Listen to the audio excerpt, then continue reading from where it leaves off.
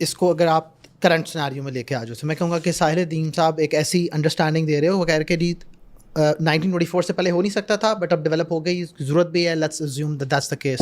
تو آپ اس میں وہ علماء جن کو آپ کی اس انڈرسٹینڈنگ کے مطابق somebody somewhere tweak the definition، اس ڈیفینیشن کو ٹھیک کرنے کی ضرورت ہے. You think علماء are going to be aligned with Sahil Uddin or against?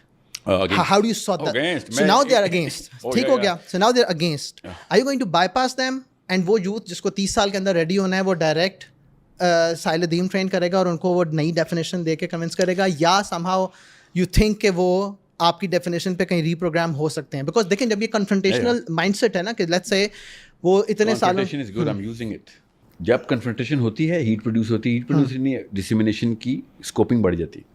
تو دا مور میں انگلینڈ کی ایگزامپل دیتا ہوں. London my first entry, calm and collected everything. People came in, they listened. I didn't even know کہ بھی کیا ہونے والا ہے. ابھی میری مینچسٹر ٹرپ تھی. مینچسٹر کی مسجد میں دجال پاکستان سے آیا ہے، پاکستان سے دجال آ چکا ہے، فتویٰ ایشو ہو گیا.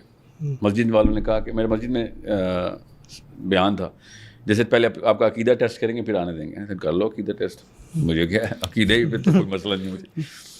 تو پہلے فون آیا، پھر عقیدہ ٹیسٹ ہوا کہ آپ عقیدہ آپ کے سوال. میں نے کہا کیونکہ نیا کوئی سوال تو نہیں ہے عقیدے کا، ہمیں پتہ عقیدے کے کون سے سوال ہیں پوچھیں، یہ دین کا مطلب آپ نے کیسے لیا ہے؟ میں نے کہا یہ کون سا عقیدے کا سوال آپ نے پوچھا ہے؟ مطلب یہ پہلی دفعہ میں نے دیکھا کہ عقیدے کے سوال میں آپ نے دین کا مطلب، آپ کہتے ہیں کہ قیامت آ چکی ہے. آپ کے عقیدے کا ٹیسٹ پہلے ہوگا نا. میں کہ پہلے تو یہ ٹیسٹ کریں کہ آپ عقیدے کا ٹیسٹ کیسے کرتے ہیں، کیونکہ یہ تو عقیدے کے سوال ہی نہیں ہے جو میں بتا رہا ہوں آپ کو، جو آپ مجھ سے پوچھ رہے ہیں. نہیں، آپ نے مولویوں کے خلاف آپ نے کیمپین کی ہوئی ہے نا، یہ بھی عقیدے کا سوال نہیں ہے سر. مولوی کے خلاف جانا اسلام سے فارغ نہیں کرتا آپ کو. آپ نے علماء کے خلاف کہا. میں نے کہا کون سے علماء کے خلاف بات کی ہے میں نے، مجھے بتائیں. اب میں آپ کو بتاتا ہوں، آپ سب مسلمان یہاں بیٹھے ہوئے ہیں، ابھی آپ کی کوگنیٹو ڈسنس میں ابھی ٹریگر کر سکتا ہوں کہ علماء کے خلاف میں نہیں ہوں. ایکچولی میں you guys are all of us were and may be are trained against علماء کرام. سو ہوتا کیا ہے، میرے پاس 4 الگ الگ فلیورز کے ریزسٹنس آتے ہیں which I use by the way. Okay, میں اعلیٰ حضرت سید احمد رضا بریلوی رحمۃ اللہ علیہ کے بارے میں جو سٹینس رکھتا ہوں، آدھا پاکستان کہاں پہ جاتا ہے اس سے. صرف بریلوی کہتے ہیں یس کیا بات ہے، ہمارا بھائی ہے. جیسے میں زبیر الزئی رحمۃ اللہ علیہ کی پوری کی پوری فلسافیکل انسرشن کرتا ہوں، باقی کا آدھا کہاں پہ جاتا ہے. اہل حدیث کہتے ہیں یہ ہمارا بھائی ہے. ٹھیک ہے، پھر میں اشرف علی تھانوی کو برملا سب سے زیادہ میں کوٹ کرتا ہوں. اشرف علی تھانوی کو ایکچولی ورڈ ٹو ورڈ کوٹ کرتا ہوں. ٹھیک ہے، ان سے بھی زیادہ خیر مولانا سعد کو کوٹ کرتا ہوں میں، because that's who I think is still the most potent living philosopher of Islamic theology. Maulana Saad, you guys know Maulana Saad? Yeah, but he's only known in certain factions. So but میں ان سے کافی ساری چیزیں borrow کر کے آگے youth میں transfer کر رہا ہوں without in seeing it, because مجھے پتا ہے یوتھ کو پتہ چلتا ہے دیوبندی ہے ایسے آؤٹ ہو جانے سارے.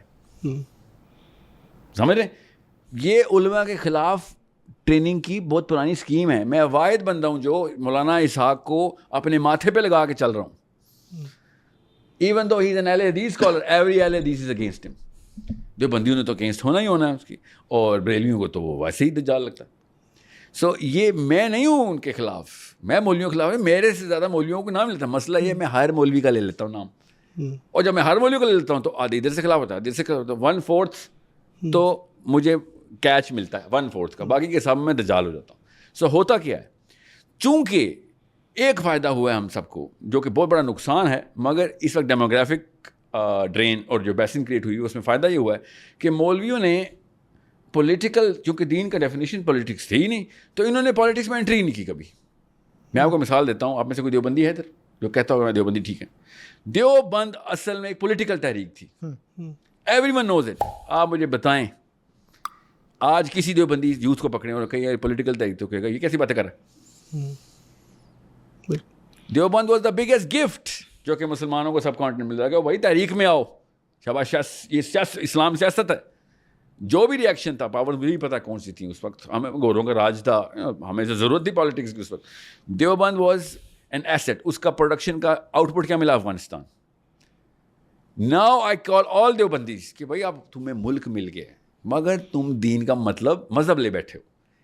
ادروائز دیوبند کا کراؤن جیول ہے افغانستان اس وقت, اگر وہ پولیٹیکل تحریک ہوتی تو. مگر کوئی کہتا ہے افغانستان دیوبندی ملک ہے؟ نا, افغانستان افغانی ملک ہے, طالبان کا ملک ہے, کیونکہ طالبان ایک پولیٹیکل تحریک ہے. سمجھ رہے ہیں؟ حالانکہ دیوبند کا کراؤن جیول بننا چاہیے تھا کہ now we have a country, now we can install a system, now politics will be done the way politics should be done, کہ ہم ماڈل بنا کے پوری دنیا کو دکھائیں کہ قانون جب نافذ ہوتا ہے تو برکات کیسے آتی ہیں, اور کی کر رہے ہیں وہ step by step. I don't agree with all over doing, but I think Deoband scholarship should all have focused کہ وہی ہمارے پاس ایک ماڈل ولیج آ گئی ہے, اس کے اندر شرع سے لے کے تزکیہ, قانون سے لے کے ایتھکس, سارے کے سارے کوڈرنٹس پورے کرو, پیسے لگاؤ, ریسرچرز بھیجو, یونیورسٹیاں کھولو, فیکٹریاں کھولو, آرمامنٹس کی فیکٹریاں کھولو, باہر تیسرا پھر کوئی اور حملہ نہ ہو جائے. ادھر فوج بناؤ, ادھر عوام بناؤ, ادھر ایکومن بناؤ, خواتین کا مردوں کا ایکومن ایسا ہو کہ دنیا اس طرف کی طرف. مدینہ مل گیا نا ہمیں, اب مدینہ بریلیوں کو تو نہیں ملا یہاں پہ افغانستان میں, دیوبندیوں کو ملا ہے. بٹ دین کا مطلب ہی نہیں ہے, نہ انڈیا میں, نہ پاکستان میں, نہ بنگلہ دیش میں, نہ امریکہ میں. آپ کو پتا انگلینڈ میں بھی وہی ہے پاکستان والے حالات, یہ دیوبندی اسٹریٹ ہے تو یہ بریلوی اسٹریٹ ہے نا. لائک یہ تم اب مطلب پاکستانی انگلینڈ آ گیا ہے, ٹھیک ہے, مگر پاکستان انگلینڈ پاکستان نہیں نکال سکا ہم اپنے اندر سے. مطلب کوئن وکٹوریا نے جتنے مرضی 2 نمبری کی ہوں, اس نے اپنا سسٹم بنایا تھا, اس کا دین تھا, اس کے پلیٹ فارم کو یوز کر کے ہم اپنا دین نافذ کر سکتے ہیں. اسی لیے بائی دا وے میں اوورسیز کو بار بار انوائٹ کرتا ہوں کہ I count on you way more than the local